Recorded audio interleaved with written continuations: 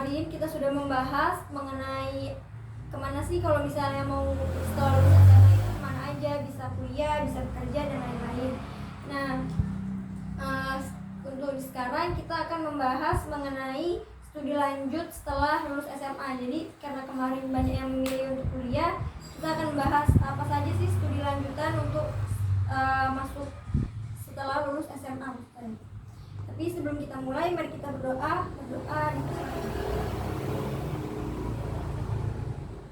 selesai.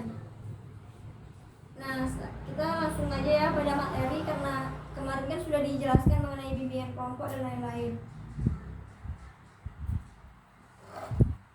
Ini saya punya PPT, yaitu studi lanjut setelah SMA. Jadi studi lanjut setelah SMA itu nggak cuma perguruan tinggi aja. Kalau misalnya kuliah, pasti yang dikirim kalian itu cuma perguruan tinggi, universitas kayak gitu kan. Jadi nggak cuma perguruan tinggi, tapi kalian juga bisa memilih sekolah kedinasan. Terus ada pelatihan kerja. Pelatihan kerja itu sebenarnya hampir sama kayak kursus yang kemarin kita bahas. Lalu juga ada gap year. Di sini kita bahas dari perguruan tinggi. Perguruan tinggi itu terbagi dari beberapa, yaitu ada perguruan tinggi negeri, perguruan tinggi swasta, ada institut, dan juga politeknik. Kita bahas satu-satu ya. Mulai dari universitas. Jadi universitas itu paling banyak menjadi pilihan lulusan SMA dan sebagian kecil SMK. Pendidikan lanjutan memiliki banyak rumpun keilmuan bidang IPA dan IPS. Universitas menawarkan jenjang diploma, sarjana, magister, dan doktoral. Di Indonesia terdapat banyak universitas negeri dan swasta. Perbedaannya, universitas negeri dan swasta terdapat pada fasilitas, kurikulum, dan biaya. Jadi kalau misalnya kalian milih kuliah itu ada universitas. Nah, universitas itu biasanya lebih umum, kayak guru, terus insinyur, teknik, dan lain sebagainya. Lalu kalau untuk universitas itu ada yang negeri dan swasta. Itu bedanya di kurikulum dan juga di biaya. Kalau di negeri itu biasanya biayanya itu berdasarkan 6 bulan sekali. Kalau di swasta itu tergantung pihak kampusnya lagi. Lalu selanjutnya ada yang kedua, ada institut. Pendidikan lanjutan diberi label institut mirip dengan universitas yang memiliki banyak jenjang pendidikan, mulai dari diploma, sarjana, magister, dan doktoral. Bedanya institut menaungi satu rumpun keilmuan secara luas. Jadi kalau institut tuh biasanya kayak institut kesehatan, teknik, dan lain sebagainya. Kalau di Kalimantan Timur tuh institut tuh ada Institut Teknik Kalimantan. Yaitu kalau saya dulu dikasih taunya itu kayak anaknya dari institut yang ada di Jawa. Jadi dia sudah hampir setara dengan institut yang ada di Jawa gitu. Lalu selanjutnya ada politeknik. Jika kedua pendidikan lanjutan tadi, institut dan juga universitas lebih banyak mempelajari bidang keilmuan secara teori, maka politeknik adalah pendidikan lanjutan yang mengedepankan skill atau keterampilan. Dalam proses pembelajaran, mahasiswa diajak untuk melakukan praktek langsung dalam bidang keilmuan yang ditekuninya. Biasanya politeknik menaungi 1 atau 2 rumpun keilmuan. Jadi politeknik itu biasanya cuma 1 atau 2 bidang keilmuan, tapi kalian lebih diarahkan ke praktek. Jadi di politeknik itu biasanya cuma sampai D3. Karena D3 atau D4, jadi itu lebih ke profesi atau untuk lebih ke skill kalian gitu. Lalu ada sekolah kedinasan. Sekolah kedinasan itu ada 7 yang akan saya jelaskan. Di sini ada STIS, Akpol, STAN, STIM, Akmil, IPDN, STSN. Saya akan jelaskan satu persatu. Jadi saya akan jelaskan satu persatu mulai dari STIS. Tapi sebelumnya kalian sudah tahu belum sekolah kedinasan itu apa? Jadi sekolah itu polisi. Ya, kayak semacam untuk sekolah untuk suatu profesi tertentu. Biasanya kalau sekolah kedinasan tuh sekolah kedinasan yang negeri itu bisa langsung menjadi PNS, diangkat jadi PNS gitu. Kalau sekolah kedinasan tuh ada yang gratis.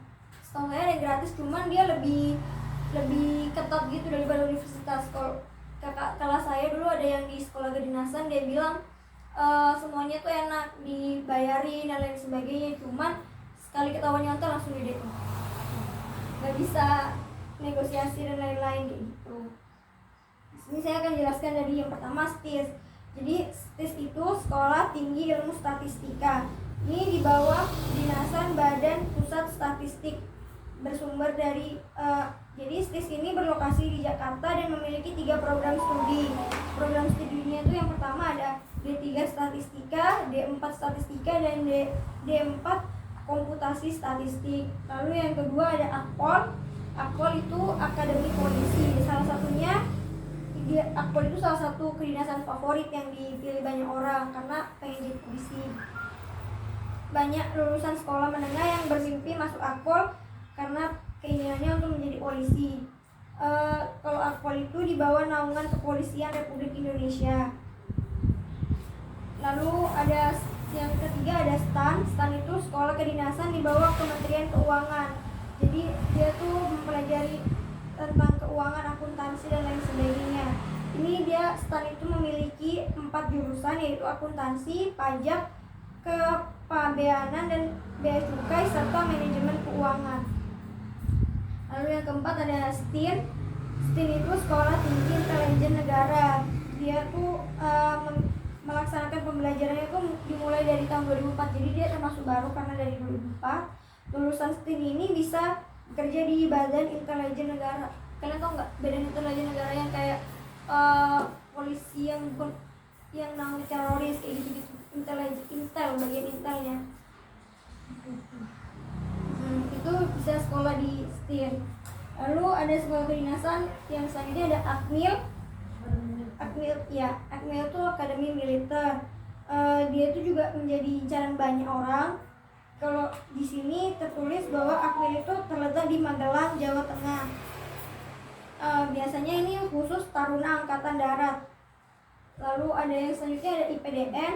Sekolah kedinasan ini terkenal di masyarakat, institusi pemerintah dalam negeri. Jadi dia ini di bawah naungan Menteri Dalam Negeri, bisa langsung jadi PNS gitu. Lalu ada STSN, yaitu Sekolah Tinggi Sandi Negara. Setelah bisa menjadi pilihan setelah lulus sekolah menengah atas.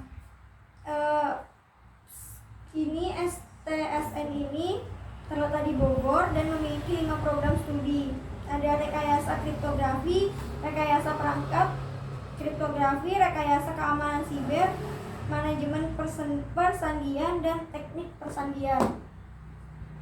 Lalu selanjutnya ada pelatihan kerja. Pelatihan kerja itu kayak yang sudah dibahas sebelumnya, semacam kursus. Jadi pelatihan kerja itu proses mengajarkan pengetahuan dan mengembangkan keterampilan bekerja serta sikap agar karyawan semakin terampil dan mampu melaksanakan tanggung jawabnya dengan semakin baik sesuai dengan standar.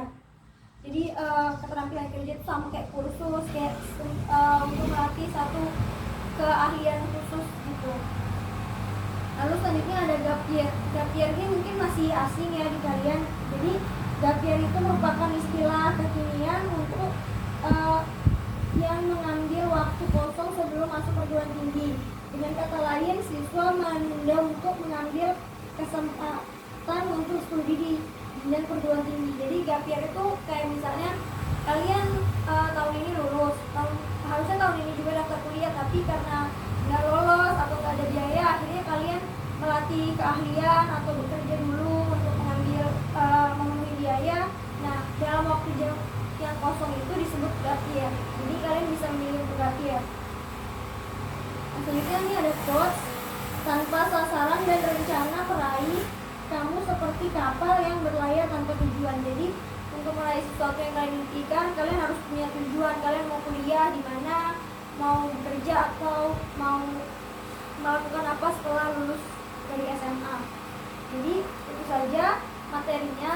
Selanjutnya kita akan bermain lagi. Tadi di sini permainannya bagi yang kalah bisa memilih. Sini ada pertanyaan.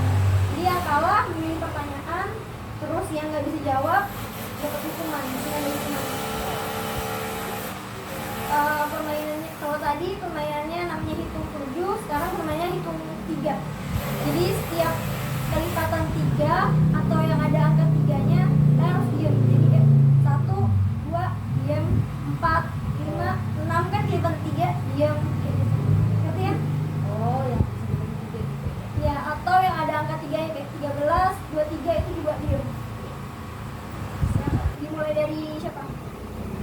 enggak? 1, 2, 4, 5, 7, 8, 10, 11, 13. 12 nanti aja. Silakan dipilih.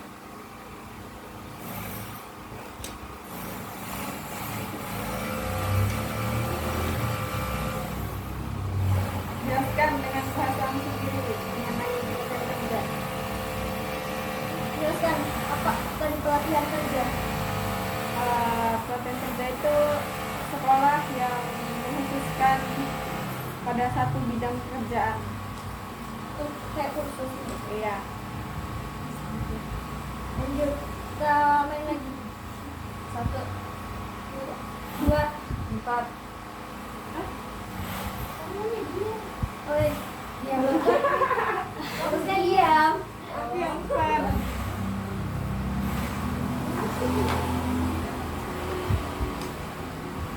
Terdapat 7 sekolah dinas yang dijelaskan. Jelaskan dengan pemahaman 2 dari 7 sekolah dinas yang sudah dijelaskan. Tadi ada 7 tuh yang saya jelaskan. 2 aja. Yang gampang. Kalau itu Yang kayak apa, sekolah polisi, Ya, terus satu lagi. yang kayak militer, akademi militer, kayak apa, angkatan darat ya. Lanjut. Lanjut lagi permainannya. 1, 2, 4. 6.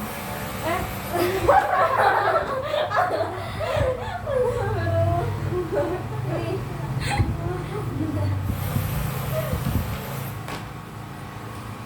Jelaskan ulang dengan pemahamanmu mengenai gap year. Gap year. gap year. Ini ada tadi.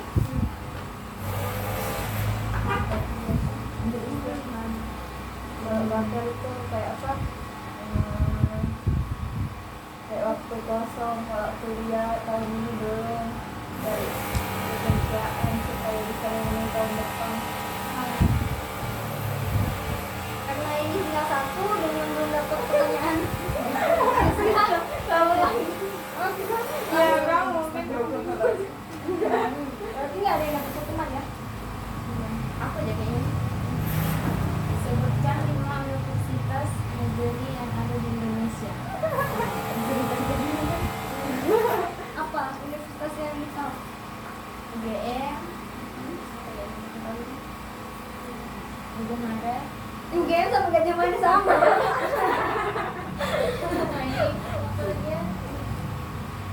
Nggak tahu tuh. Oh, jadi silakan pilih hukuman.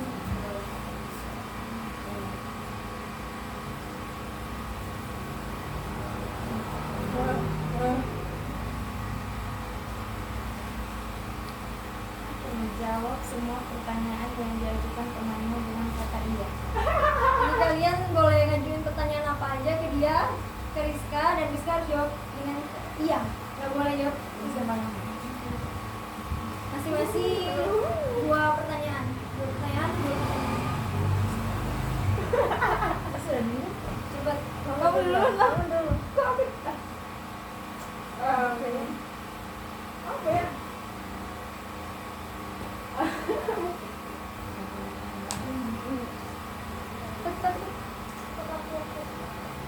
Nggak tahu. Misalnya kayak kamu punya pacar ya, misalnya nggak punya harus jawab iya, karena tadi perintahnya apapun pertanyaannya harus dijawab iya. Pertanyaan-pertanyaan yang menjebak, yang bisa juga yang menjebak, yang mengharuskan dia jawab iya walaupun aslinya mungkin enggak. Cepet, Kamu satu-satunya deh. Kamu pernah pacaran kan? Kamu deh.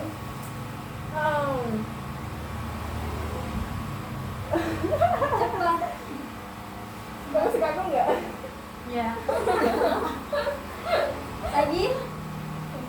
Tanyain lagi? Atau sudah? Sudah. Sudah dia. Oke. Kalau gitu berarti materi kita